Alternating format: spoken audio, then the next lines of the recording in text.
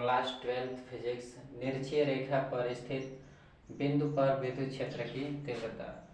तो मानते हैं निरक्षीय जो है यह एक द्विध्रुव है और ये जो द्विध्रुव है वह प्लस क्यू और माइनस क्यू आवेशों से मिलकर बना हुआ है।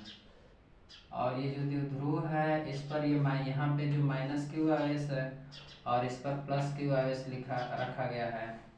और इन दोनों के बीच की जो दूरी होती है हम जानते हैं इसके बीच की टोटल दूरी जो होता है 2d या 12 होता है। अब हम देखेंगे कि इसके मध्य बिंदु O से द्विध्रुव का मान लेते हैं मध्य बिंदु O है। मध्य बिंदु O से निरक्षीय रेखा पर ये अक्षीय हो जाएगा और ये इसके द्विध्रुव के लंबवत रेखा को हम निरक्षीय रेखा कहते हैं। इस पर एक इससे r दूरी पर एक बिंदु हमारा जो है P है और इसी बिंदु P पर हमें विद्युत द्विध्रुव का मान विद्युत क्षेत्र की तीव्रता का व्यंजक ज्ञात करना है। तो यहाँ से इसको माना कि यह जो है ये R है माइनस क्यू आवेश के कारण बिंदु P पर लगने वाला विद्युत क्षेत्र। और तो ये जानते हैं माइनस क्यू आवेश है तो इसके कारण ये जो होगा अंदर की ओर बल लगेगा तो इसमें विद्युत क्षेत्र की दिशा जो होगी E ऐसे होगी E1। और दूसरे आवेश के कारण इस पर लगने वाला जो बल होगा वो प्लस आवेश के कारण विद्युत क्षेत्र की दिशा बाहर की ओर होती है तो इसकी दिशा जो होगी इसके सीधे ऐसे लंबवत बाहर की ओर हो जाएगी। इसके बाहर की तरफ हो गई यहाँ से। अब चूंकि हम देखते हैं पृष्ठ के लंबवत ये बाहर की ओर हो गई। इसके बाद यह जो हो गया E2 हो गया। E2 बाहर की तरफ लगेगा और यहाँ पे जो कोण है वो थीटा है और ये अच्छी स्थिति में होगा। और ये भी जब ये अच्छी स्थिति में इसका खींचेंगे तो इसमें लगने वाला यानी दोनों जो है समान परिमाण का आवेश है माइनस क्यू और प्लस क्यू। यह विपरीत प्रकृति के लेकिन परिमाण में दोनों जो है समान आवेश हैं और यह एक दूसरे से 2d दूरी पर रखे हुए हैं। तो हम विद्युत द्विध्रुव के कारण हम पढ़ रहे हैं तो विद्युत द्विध्रुव आघूर्ण जो होता है यानी दोनों द्विध्रुवों को मिलाने वाली रेखा और उन दोनों आवेशों में से कोई एक रेखा और उसके बीच की दूरी के गुणनफल को ही हम द्विध्रुव आघूर्ण कहते हैं। तो यहाँ पे माइनस क्यू और ये प्लस क्यू आवेश है। इसके निरक्षीय स्थिति में एक बिंदु स्थित P है। इसी बिंदु P पर हमें माइनस क्यू आवेश और प्लस क्यू आवेश के कारण विद्युत क्षेत्र की तीव्रता का व्यंजक ज्ञात करना है। हम जानते हैं माइनस क्यू आवेश के कारण विद्युत क्षेत्र की दिशा जो होगी अंदर की ओर होगी और प्लस क्यू आवेश के कारण विद्युत क्षेत्र की दिशा बाहर की ओर होगी। ये दोनों जो है यहाँ पे जो है ये अपना जो परिणामी यहाँ पे निकालेंगे परिणामी बल। तो यहाँ देखें इसके अनुदिश हमने एक इसमें जब इसका परिणामी निकालेंगे तो यह दो घटकों में बढ़ जाएगा। एक जो है ऊर्ध्व घटक होगा और एक जो होगा क्षैतिज घटक। तो क्षैतिज घटक के लिए E इक्वल टू हो जाएगा E1 प्लस E2 और E1 cos theta plus E2 cos theta होगा। मैं यहाँ लिख दे रहा हूँ थोड़ा सा इसको ऐसे मिला लेंगे और ये ऐसे हो गया। तो यहाँ पे जो कोण होगा वो थीटा होगा और ये जो कोण होगा वो भी थीटा होगा। और इसके ऊर्ध्व घटक देखते हैं ऊर्ध्व घटक सीधे ये हो जाएगा और ये ऐसे हो जाएगा। तो एक E1 sin थीटा हो जाएगा एक E2 sin थीटा हो जाएगा। तो ये आपका जो है ये E2 इधर नीचे हो जाएगा यहाँ पे E2 यहाँ लिख दे रहा है। ये जो घटक होगा ये E2 sin थीटा हो जाएगा। ये वाला जो है E2 जो घटक होगा E1 sin थीटा हो जाएगा और ये वाला ऊर्ध्व जो है ये हो जाएगा E2 sin थीटा। यह एक दूसरे के विपरीत हैं लंबवत हैं इसलिए ये जो है एक दूसरे को निरस्त कर देते हैं। तो यहाँ पे E2 sin थीटा और E1 sin थीटा का मान 0 हो जाएगा। और ये जो है क्षैतिज घटक होंगे तो इसके लिए E1 और ये cos थीटा हो जाएगा और दूसरा प्लस कर देंगे E2 cos थीटा। जब ये हम परिणामी E निकालेंगे तो परिणामी E बराबर हो जाएगा E1 cos theta plus E2 cos theta. अब क्या करते हैं देखते हैं लिखेंगे यहाँ पे माइनस क्यू आवेश के कारण माइनस क्यू आवेश, यहाँ माना माइनस क्यू आवेश के कारण बिंदु P पर विद्युत क्षेत्र की तीव्रता, विद्युत क्षेत्र की तीव्रता, विद्युत क्षेत्र की तीव्रता, विद्युत क्षेत्र की तीव्रता E1 इक्वल टू हो जाएगा 1/4 pi epsilon not Q by r square. क्यों? क्योंकि यहाँ पे जो है माइनस क्यू आवेश के कारण भी जो है इस बिंदु पर लगने वाला विद्युत क्षेत्र की तीव्रता E1 1/4 pi epsilon not Q by r square होगा, और उतना ही विपरीत प्रकार का जो आवेश है उसके कारण भी रहेगा, यानी प्लस आवेश के कारण। तो प्लस आवेश के कारण प्लस क्यू आवेश के कारण विद्युत क्षेत्र की तीव्रता, विद्युत क्षेत्र प्लस क्यू आवेश के कारण बिंदु P पर, बिंदु P पर विद्युत क्षेत्र की तीव्रता, विद्युत क्षेत्र की तीव्रता। तो ये भी उतना ही होगा क्योंकि दोनों परिमाण में समान है और ये दोनों एक दूसरे से समान दूरी पर हैं। तो यहाँ पर भी, यहाँ जो आर स्क्वायर लिखे हैं, अच्छा, तो यहाँ पर भी ये आर की दूरी पर है, तो यहाँ पे लिखेंगे कि 1/4 पाई एप्सिलॉन नॉट, ये भी Q बाई आर स्क्वायर हो जाएगा। अब चूंकि हम देखते हैं कि E1 और E2 का जो है परिणामी विद्युत क्षेत्र निकालेंगे, तो E equal to E1 cos theta और E2 cos थीटा दोनों बराबर होने के कारण ये जुट जाएंगे। तो यहाँ हम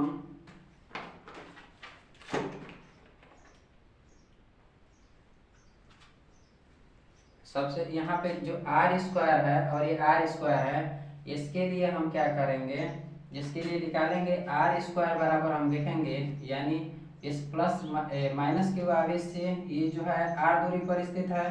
तो जब आर यहाँ से माइनस क्यू आवेश के कारण बिंदु P के बीच की दूरी, P और माइनस क्यू आवेश के बीच की दूरी होगी आपका, इसको मान लेते हैं ये ए हो गया और ये B हो गया।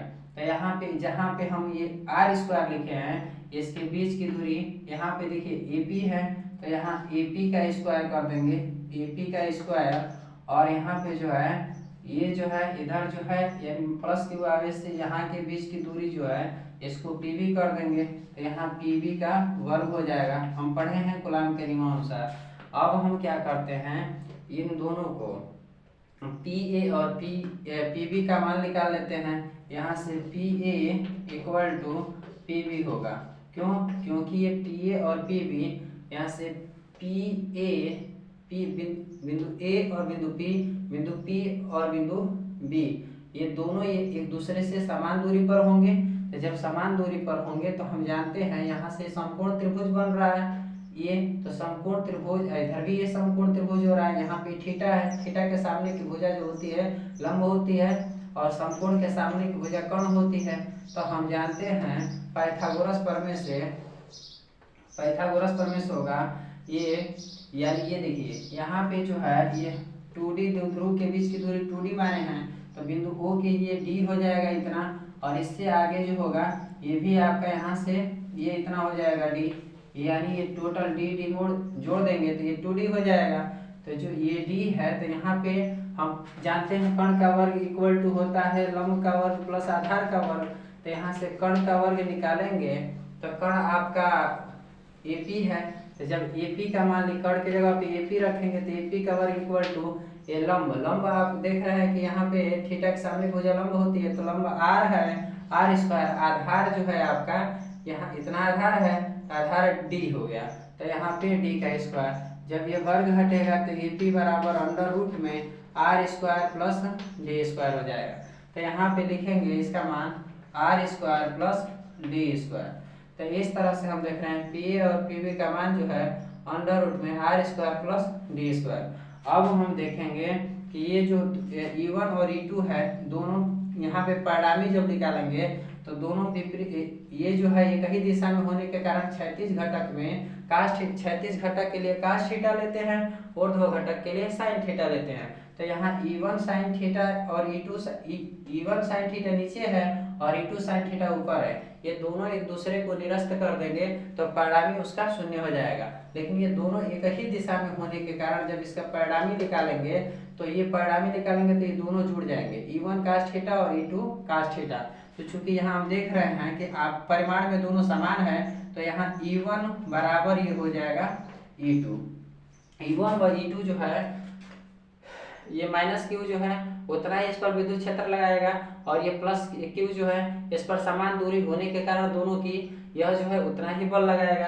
तो E1 बराबर E2 हो गया। यहाँ हम करते क्या हैं, दोनों को यानी E1 यहाँ पे E निकालेंगे परिणामी यानी परिणामी विद्युत क्षेत्र की तीव्रता बिंदु P पर, यहाँ लिखेंगे बिंदु P पर, बिंदु ये लिख देंगे चूंकि E1 बराबर E2 समान E1 बराबर E2 हो जाएगा और लिखेंगे कि बिंदु P पर परिणामी विद्युत क्षेत्र की तीव्रता विद्युत क्षेत्र की तीव्रता। तो हम देखेंगे यहाँ E इक्वल टू निकालेंगे तो ये E1 प्लस हो जाएगा E2। तो E1 और E2 का यहाँ से मान रखेंगे तो यहाँ एक चीज देख रहे हैं हम, इसका मान निकाल चुके हैं AB PB या PB और AB A और P का। तो यहाँ जो इसका मान है कितना आया है R² और ये प्लस D²। इसको रफ कर देते हैं, ये आपका जो है इसको हम रफ कर दिए। अब चूंकि लिखेंगे यहाँ पे E इक्वल टू E1 व E2 का मान रखेंगे तो ये हम देखेंगे E1 cos theta E equal to हो जाएगा E1 cos theta plus E2 cos theta, sorry यहाँ पे आपका हो जाएगा E1 cos theta plus E2 cos theta. अब क्या करते हैं, ये E1 cos थीटा और E2 cos थीटा, यहाँ देख रहे हैं कि E1 बराबर E2 है तो E1 के जगह पे E2 या E2 के जगह पे E1 रख देंगे। तो यहाँ पे E1 रख देंगे, ये E1 ये cos थीटा हो जाएगा और ये E2 के जगह पर यहाँ E1 रख देंगे तो ये हो जाएगा E1 cos थीटा। क्योंकि ये जो दोनों है समान, इस बिंदु P पर जो है समान बल आरोपित करेंगे और इस पर दोनों ही समान दूरी होने के कारण ये दोनों समान विद्युत क्षेत्र उत्पन्न करते हैं, इसलिए E2 बराबर E1। तो E1 के जगह पे हमने E2 के जगह पे E1 रख दिया तो ये E इक्वल टू E1 और ये E1 cos थीटा हो जाएगा। अब क्या करते हैं E1 cos थीटा, अब करते क्या है कि ये जो है हम cos थीटा बराबर हम जानते हैं कि cos थीटा बराबर होता है आधार बटा में कर्ण। तो आधार यहाँ पे देखेंगे कि यहाँ पे कोई भी दोनों आवेशों में से एक आप यहाँ ले लेंगे, यानी ये त्रिभुज लें या ये त्रिभुज लें। तो यहाँ पे अगर इसको लेते हैं तो आधार आपका ये हो गया, क्योंकि जब ये थीटा है ये दो समांतर रेखाओं को जब तिर्यक रेखा काटती है तो उसके द्वारा बना अंतर एकांतर कोण बराबर होता है। तो ये कोण इस कोण के बराबर होगा और यहाँ ये जो है और इसको ऐसे करेंगे ये वाला जो कोण होगा इसके बराबर है। तो यहाँ देखते हैं कि ये जो है कर्ण जो है और ये कर्ण हो गया और ये जो है आधार हो गया। तो आधार जो है D हो जाएगा और कर्ण जो होगा, कर्ण के लिए हम निकाल चुके थे R² प्लस D²। ये कर्ण का मान है R² प्लस D², इधर भी उतना ही होगा अंडर रूट में R² प्लस D²। क्यों? क्योंकि इसका ये मान है अर्थात AP और ये BP का। तो यहाँ करते क्या है, यहाँ AP और BP जो है लिख देंगे ये R² प्लस ये D²। हम किसका मान निकाल दिए R² प्लस D² का। चूंकि हम देख रहे हैं PA बराबर PB है तो यहाँ पे है AP और PB ये दोनों बराबर है तो यहाँ पे अंडर रूट में R² प्लस D², यहाँ भी R² प्लस D² लिख देंगे। तो यहाँ पे E इक्वल टू हो जाएगा E1 का मान यहाँ से रख दीजिए। तो E1 का मान रखेंगे तो E1 का मान रखेंगे तो 1/4πε0 यहाँ पे Q बाई AP स्क्वायर है, AP स्क्वायर इंटू यहाँ पे cos थीटा है। तो cos थीटा का जब मान रखेंगे तो यहाँ पे cos थीटा बराबर हम देख रहे हैं कि d बाई अंडर रूट में r square plus D square हो जाएगा। अब क्या करते हैं, E इक्वल टू यहाँ पे 1/4πε0 यहाँ Q बाई AP का भी मान यहाँ निकाल चुके हैं। AP या PA या AP या PB बराबर जो है आपका दिया है अंडर रूट में r square plus D square.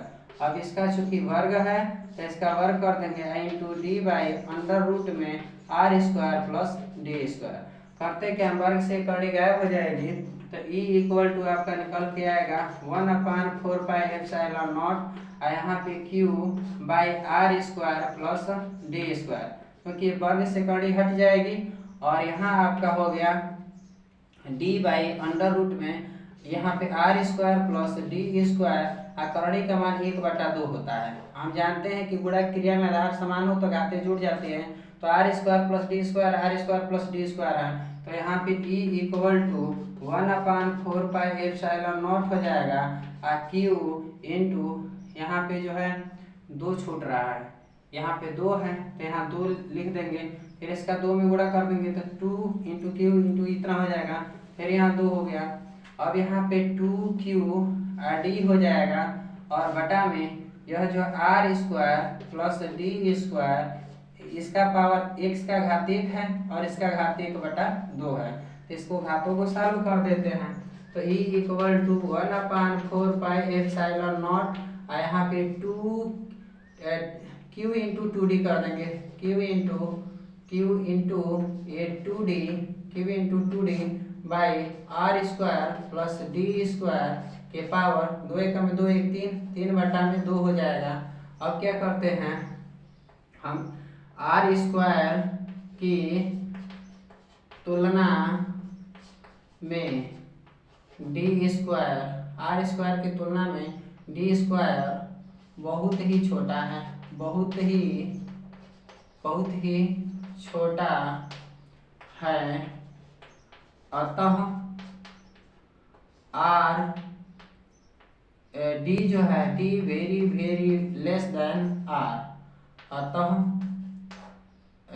Very r, अतः डी को छोड़ने पर डी स्क्वायर को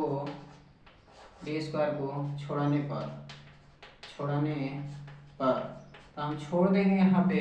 तो ये आपका निकल के आएगा E इक्वल टू 1/4πε0 और यहाँ देखेंगे Q इंटू 2D बाई यहाँ पे r स्क्वायर है और इसकी पावर 3/2 है। अब यहाँ चूंकि देखते हैं E इक्वल टू हो गया 1/4πε0 आइए Q इंटू 2D आइए r पावर यहाँ से 2 से 2 जो है गुणा, घातों का आपस में गुणा होगा, 2 से 2 कट जाएगा, r पावर 3 हो जाएगा। चूंकि हम पढ़ चुके हैं कि विद्युत द्विध्रुव आघूर्ण P इक्वल टू होता है Q इंटू 2D। तो इसके जगह पर जो है हम यहाँ पे Q इंटू 2D के जगह पे हम P रखेंगे। तो E इक्वल टू 1/4πε0 आप P बाई यहाँ पे P हो जाएगा Q इंटू 2D के जगह पे और बाई RQ। यही जो है आपका विद्युत द्विध्रुव निरक्षीय रेखा पर स्थित बिंदु पर विद्युत क्षेत्र की तीव्रता। फिर से एक बार समझ लेते हैं इसको।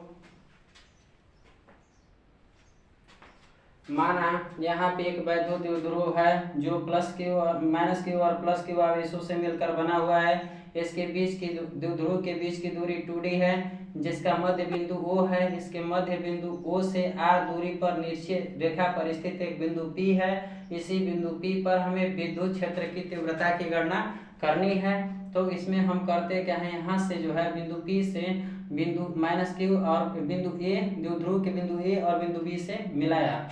अब क्या किए कि माइनस Q आवेश के कारण बिंदु P पर विद्युत क्षेत्र की तीव्रता ऋण आवेश के कारण अंदर की ओर होगी और धन आवेश जो है, धन आवेश के कारण ये बाहर की ओर होगी, तो ये E2 हो गया और इधर ये E1 हो गया।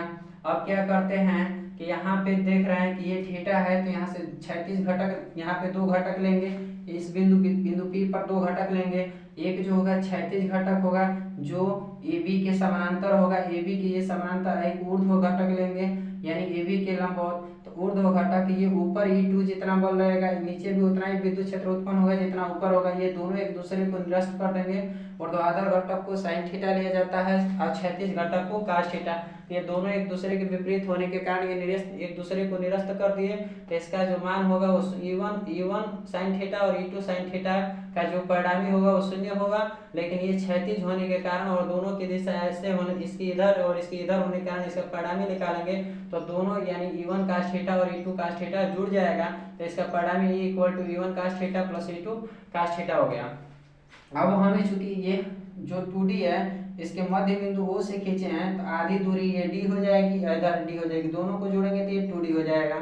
इससे यहाँ पे यानी AP और यहाँ पे जो है BP इसकी दूरी निकालेंगे, तो हम पाइथागोरस प्रमेय से कर्ण का वर्ग इक्वल टू लंब का, कर्ण का वर्ग इक्वल टू लंब का वर्ग प्लस आधार का वर्ग होता है। तो हम यहाँ पे क्या किए कि आधार इसका जो है कर्ण का वर्ग निकालेंगे, इसका मान अर्थात BP का, तो लंब का वर्ग प्लस आधार, तो लंब R² प्लस D² हो गया। सेम प्रोसेस इधर भी है यहाँ पे, तो यह इसके AP और जो PB है या BP है दोनों की दिशा जो है बराबर हो गई, तो यह R², दोनों जो है समान दूरी पर है, इसलिए यह R² प्लस D² हो गया। माइनस क्यू आवेश के कारण बिंदु P पर विद्युत क्षेत्र की तीव्रता के लिए 1/4πε0 हो गया Q बाई AP²। AP के जगह पे R² प्लस D² हम लिख सकते हैं, और वही बिंदु प्लस क्यू आवेश के कारण बिंदु P पर विद्युत क्षेत्र की तीव्रता E1 है, तो 1/4πε0 Q बाई PB यानी PB की दिशा, तो PB के जगह पर भी आप रख सकते हैं, इसकी माप जो है √में R² प्लस D² है। तो यहाँ पे दिखाया गया है PA बराबर PB equal to R² plus D²। यहाँ E1 व E2 दोनों जो है परिमाण में समान है, अतः बिंदु P पर परिणामी विद्युत क्षेत्र की तीव्रता E equal to E1 cos theta plus E2 cos theta. E1 के जगह पे E2 या E2 के जगह पे E1 रख सकते हैं, तो यहाँ पे E2 के जगह E1 रख दिए, दोनों जुड़ गया, 2E1 कास थीटा हो गया। हम जानते हैं कास थीटा बराबर होता है आधार बटा कर्ण, आधार बटा कर्ण से हमने यहाँ पे समकोण त्रिभुज ले लें, चाहे ये वाला ले लें, तो आधार आपका ये हो गया और कर्ण आपका ये हो गया, तो आधार D है और कर्ण जो है R² प्लस D² हो गया। अब करते क्या है, चूंकि यहाँ पे मान रख देते हैं cos थीटा के जगह पे, E1 का जो मान है, E1 का मान हम यहाँ से रख